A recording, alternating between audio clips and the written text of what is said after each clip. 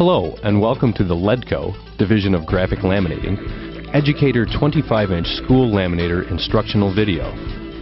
This video was designed to give you a step-by-step guide to the function, setup, and operation of your new Ledco Educator laminator.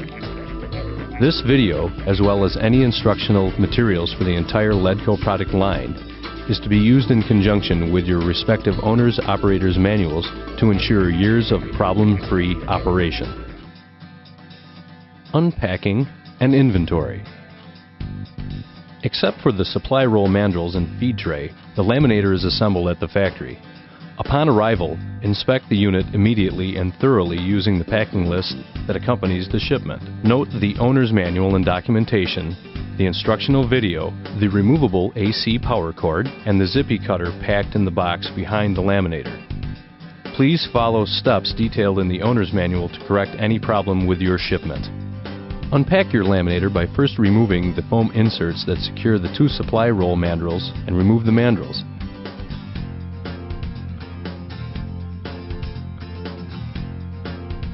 Then remove the feed tray from its place in the packing.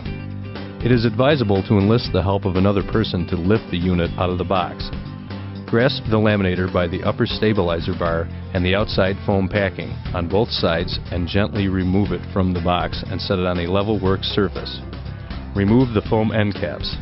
Save the packing and box in the unlikely event that the machine ever needs to be sent back to the factory or a dealer for service. Components and controls. We will now identify major components and operating controls. Refer to them as you study the installation, operating, and maintenance procedures described in this video. Located at the top front of the machine is the safety shield. Remove the protective film as shown here.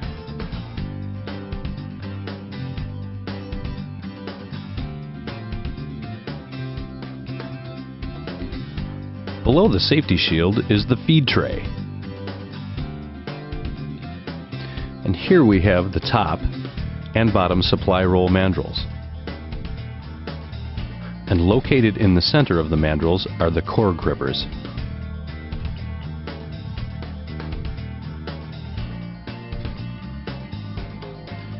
Here we have the upper stabilizer bar.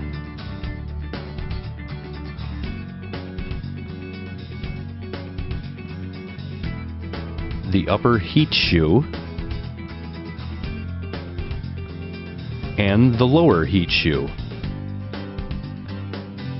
And located here below the bottom heat shoe is the bottom idler bar.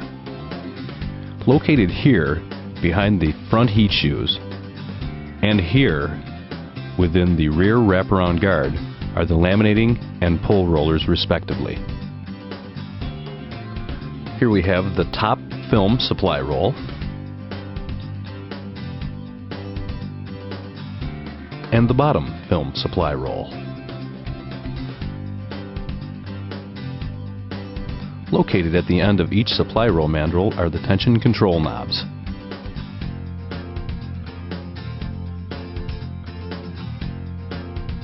Located at the left side of the feed tray is the positionable feed guide. Located here on the right side housing are the heat knob and dial. And here we have the drive, forward, reverse switch and the heat power switch. Located here at the back of the machine are the 1.5 amp drive system fuse and the 3 amp heat fuse. In the event of a suspected blown fuse, please call your dealer or Ledco for replacement instructions. Before we proceed to the setup and operation of your laminator, please follow all safety precautions as detailed in the owner's manual, as well as any and all warning labels, decals, or placards on the machine itself. Setup and operation. With the laminator on an unobstructed level surface, perform the following checks before threading the machine with film. After removing all packing straps, rubber bands, tape, and plastic ties from the machine, remove the protective paper from the safety shield.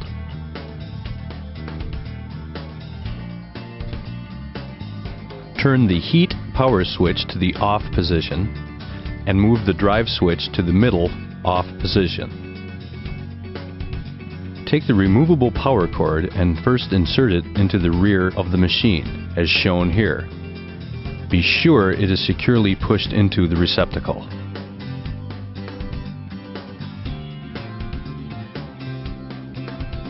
Plug the machine into a working outlet of at least 15 amps.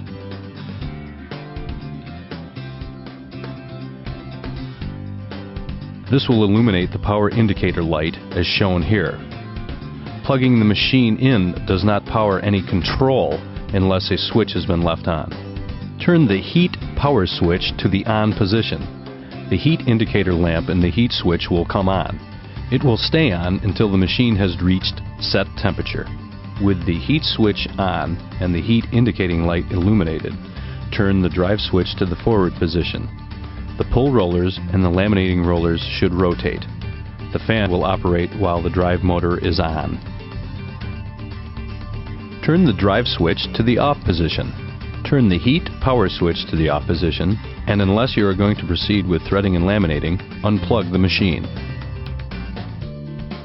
Threading the laminator. Now remove the feed tray. The supply roll mandrels are now ready to accept loading of the film rolls, wound with the polyester shiny side out. As our supply roll mandrels are universal, there is no designated top or bottom supply roll. The tension control knobs should be positioned on the right.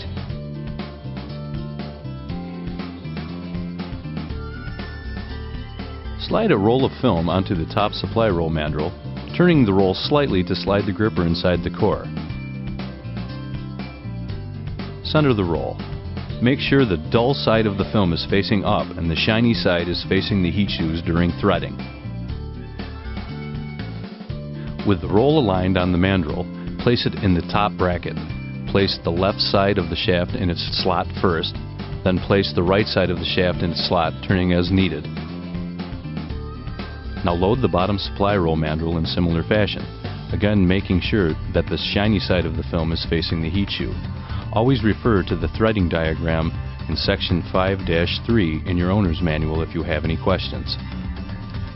The top web of film should run under the silver stabilizer bar and over the front of the top heat shoe.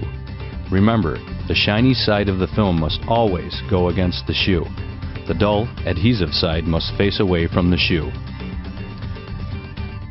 Now, with the bottom roll of film centered on the mandrel and the shiny side facing down, run the film under the bottom idler bar and pull towards you as shown here. Caution! Never let the dull side of the film come in contact with the heat shoe when it is hot, as it will stick to the shoe and will leave a nearly irremovable molten adhesive buildup that could cause bigger problems later. Always remember, shiny side goes against the shoes.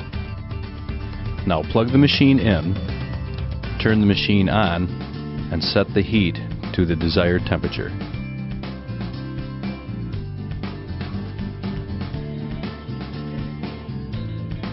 With both rolls threaded and installed in their respective brackets, unwind enough film from the top roll to reach the bottom of the bottom heat shoe. Next, unwind enough film from the bottom roll to reach the top of the top heat shoe, draping the film from the bottom roll against the film from the top roll on the top shoe. If you are threading the machine while it is cold, use tape to stick the bottom web against the top web.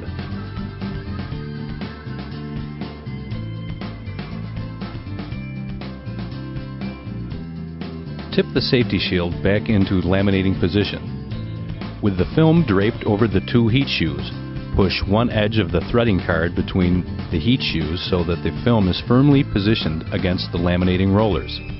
If a threading card is not available, any piece of cardstock or poster board will work. Making sure there is still enough slack in the web, turn the drive switch to forward, permitting the film and feed board to pass through both sets of rollers. Carefully monitor initial threading to be sure the web reaches and passes through the pull back rollers. When the threading card has cleared the back of the machine, move the drive switch to the center or off position. Whenever you want to remove the film and/or laminated material from the back of the machine, use the zippy cutting tool provided with the laminator. Slide the feed tray into position and you are ready to laminate. Film tension adjustments can be made at this time, and we will cover that in the next section. Laminating. Turn the heat power switch to on. The heat light will come on.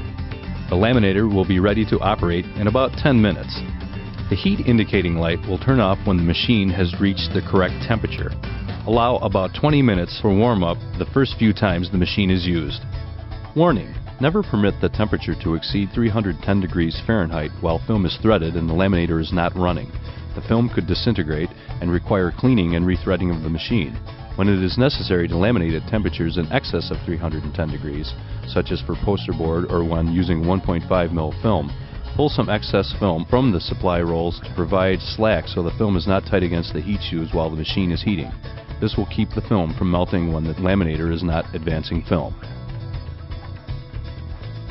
Position the feed guide for the work to be performed. Adjust by loosening the black knob, sliding the guide to the desired position, and then tightening the knob. Once the machine has come up to temperature, as indicated by the heat indicating light going out for the first time, you are ready to laminate. Check the heat setting dial to make sure the machine is set at the right temperature for the film you are using. Making sure that the safety shield is in the operating position, move the drive switch to the forward position. Film will begin to pass through the laminating rollers. Once you start the film, watch as the film passes over the heat shoes to let wrinkling disappear before inserting material to be laminated. Then slide items over the feed tray, positioning them against the guide and into the laminating rollers. Examine the film as it passes over the heat shoes and exits the machine. If bubbles or wrinkles appear in the film, this means there is not enough tension to draw the film tight and smooth over the heat shoes. Turn the tension controls clockwise to increase the tension.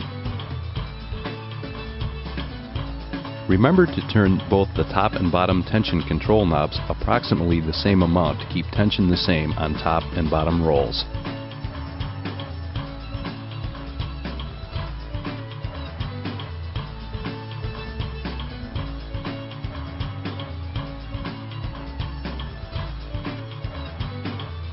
If the film curls up or down after it leaves the machine, there is either too much tension on the top or bottom.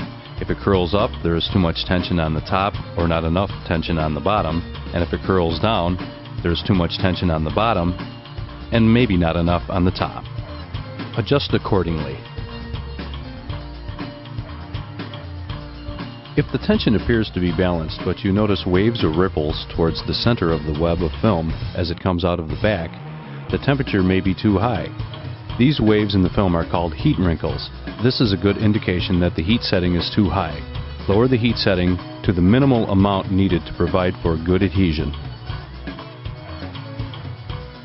To determine how well your laminated piece has adhered, we will perform what is known as the X test.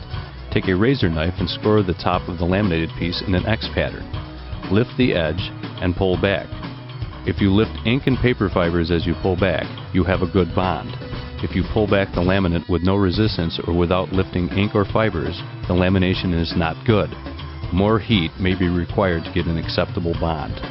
Note, it is possible that variances from recommended temperature settings may be necessary due to material thickness, ambient temperature, humidity, or the quality or thickness of the material being laminated.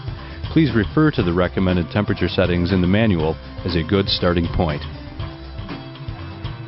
Cleaning and maintenance. During normal use, excess adhesive from the film will often cling to the heat shoes, especially near the edges. Film coating powders can also build up on the shoes and will tend to increase friction between the film and the shoes. This type of buildup may not be visible, and it may adversely affect lamination in a number of ways.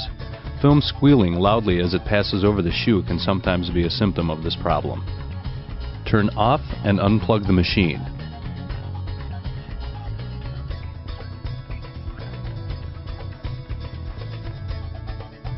Using a clean, soft, dry cloth, gently rub the adhesive or other contaminants off the shoes. Never use any abrasive material or rub too hard on the shoes because you may remove the Teflon coating. You may dampen your cleaning cloth with soapy water or a mild water-based cleaning solution, but make sure you carefully insulate your hands from possible steam burns. The steam formed when water hits the hot surface can penetrate both the cleaning cloth and your gloves. Cleaning the rubber rollers. Both the laminating rollers and the pull rollers need regular cleaning. Collectively, these are referred to as the rubber rollers. To clean the laminating rollers, first use the reverse switch to slightly reposition the laminating rollers so that you can clean the entire surface of each roller by sections. The reverse switch is a momentary switch. The rollers will stop as soon as you take your finger off the button. Don't try to clean the rollers while they are turning. Never operate the rollers with your hands near the nip. Turn off and unplug the machine. To most effectively clean your rubber rollers, we strongly suggest using our Cool Clean X241 cleaning solution. Your X241 cleaning solution is designed specifically for cleaning your rubber laminating rollers. Make sure your laminating rolls are cold, not heated. Caution: the laminator should be unplugged when using the X241 cleaner. Apply the X241 cleaning solution to a kitchen sponge with a mildly abrasive pad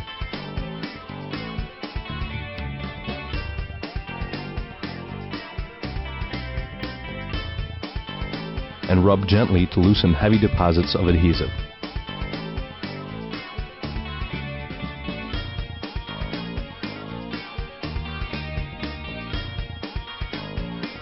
Use a soft cleaning cloth to remove the remainder of adhesive and dirt from the rolls.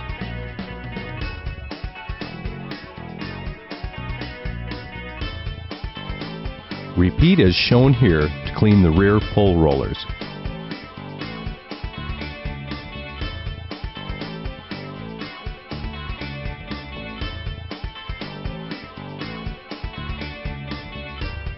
Use the forward-reverse jog switch to reposition the rolls, and always remember to unplug the machine when cleaning. Your Cool Clean X241 cleaning solution is available exclusively through Graphic Laminating, Ledco, or your dealer. As there are no user serviceable parts inside the machine, please refer internal maintenance to your qualified dealer or call Ledco at 1-800-937-9697 for more in-depth assistance. Thank you for taking the time to watch this video. We hope it was entertaining as well as informative. With a little practice, and by referring often to your owner's operator's manual and this video, you can fully utilize the capabilities of your Educator laminator. Please remember, if you ever have any problems you cannot resolve with this or any other Ledco equipment, please call us at 1-800-937-9697 or visit us online at www.ledcoinc.com. Or you can call Graphic Laminating at 1-800-345-5300 or visit online at www.graphiclaminating.com. Thank you.